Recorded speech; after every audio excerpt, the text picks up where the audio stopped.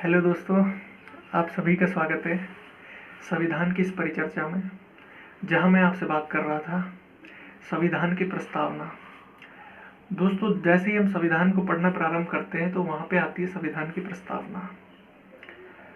देखो, बेसिकली हमने संविधान की जो प्रस्तावना है उसको समझ लिया था और प्रीवियस वीडियो में, और किस प्रकार से क्वेश्चन बन सकते हैं वो भी मैंने आपको बता दिया है।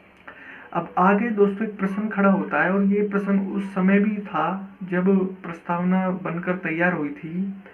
क्या जो प्रस्तावना है उसे संविधान का भाग रखें या ना रखें? क्या इसे अनुच्छेदों की भांति उतनी ही शक्ति दें या नहीं दें?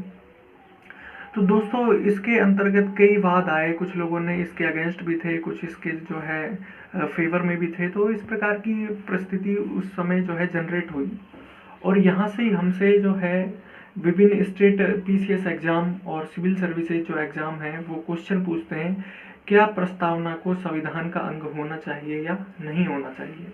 और पिछले बार तो शायद ये आरएस ने भी पूछ लिया था ये क्वेश्चन, क्या सब प्रस्तावना को संविधान का अंग होना चाहिए या नहीं होना चाहिए। तो इससे संबंधित मैं अभी आपको बताता हूँ। एक वाद के बारे में बात करते हैं हम, जो 1960 के अंदर आया था। वो है बेरूबाड़ी वाद 1960। दोस्तों, बेरूबाड़ी वाद 1960 में उच्चतम न्यायालय ने, सुप्रीम कोर्ट ने यह माना कि जो प्रस्तावना है वो संविधान का अंग नहीं रहेगी। प्रस्तावना संविधान का अंग नहीं रहेगी, ये ध्यान रखें आप। बेरूबाड़ी वाद 1960, प्रस्तावना संविधान का अंग नहीं रहेगी, तो ये माना था। दोस्तों, फिर क्या इसमें कुछ कंट्रोवर्सी हुई थी, और उसके बाद 1973 में एक वाद दोबारा सुप्रीम कोर्ट के द्वारा लाया गया, केशवानंद भारती वाद। देखो, केशवानंद भारती वाद 1973 लाया गया, और यह माना गया कि प्रस्तावना संविधान का अंग रहेगी, लेकिन इसके साथ कुछ शर्तें लागू कर दी। पहली शर्त ये थी कि जो प्रस्तावना है वो अनुच्छेदों की भांति प्रभावी नहीं रहेगी। पहली बात तो ये थी। और दूसरी बात दोस्तों यहाँ पर ये दी गई थी कि जो है ना तो प्रस्तावना संसद को कोई शक्ति देगी और ना ही संसद की शक्तियों में किसी प्रकार की कोई कमी करेगी।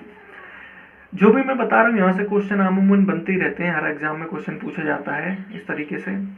तो केशवानंद भारती वाद में यही पूछा गया था कि 1973 में आया था, और यहाँ पे सुप्रीम कोर्ट ने खुद ये कहा था कि प्रस्तावना संविधान का अंग है, लेकिन उसे न्यायालय द्वारा चैलेंज नहीं किया जा सकता, न्यायालय द्वारा परिवर्तनीय नहीं है। न्यायालय द्वारा परिवर्तनीय नहीं है, ये मैं एक शब्द का यहाँ पे यूज कर रहा हूँ। प्रस्तावना जो है न्यायालय द्वारा परिवर्तनीय नहीं है, न्यायालय में आप इसे चैलेंज नहीं कर सकते, लेकिन केशवानंद भारती वाद ने इसे संविधान का अंग माना। दोस्तों, मैं आपको इस तरीके से ये चीजें बताने का प्रयास कर रहा हूँ जैसे हम आम जीवन में चीजों को हम समझते हैं। क्या होता है, कोई भी न्यूज आती है, कोई भी घटना जो भी है अखबार में रहती है या न्यूज़पेपर में रहती है या खबरों में रहती है, तो हम उसे समझ में नहीं पाते। समझ इसलिए नहीं पाते क्योंकि हमें उसके आधार पर पूर्व अनुमान नहीं होता है, पूर्व जो जानकारी नहीं होती है।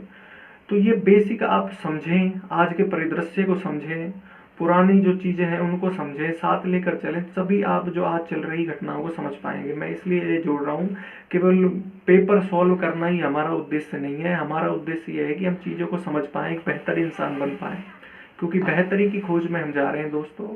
इसलिए तो अभी ये यहाँ पर ख़त्म नहीं होता है, आगे और भी वाद आएंगे, उनके बारे में हम बात करेंगे।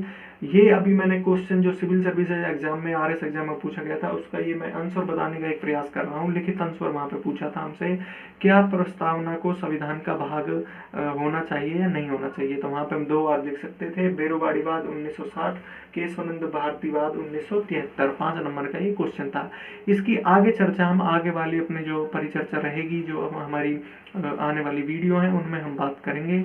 आप सभी का मैं पूर्ण धन्यवाद करता हूँ। थैंक यू दोस्तों, मुझे सपोर्ट करने के लिए आप सभी का बहुत बहुत धन्यवाद। Thank you very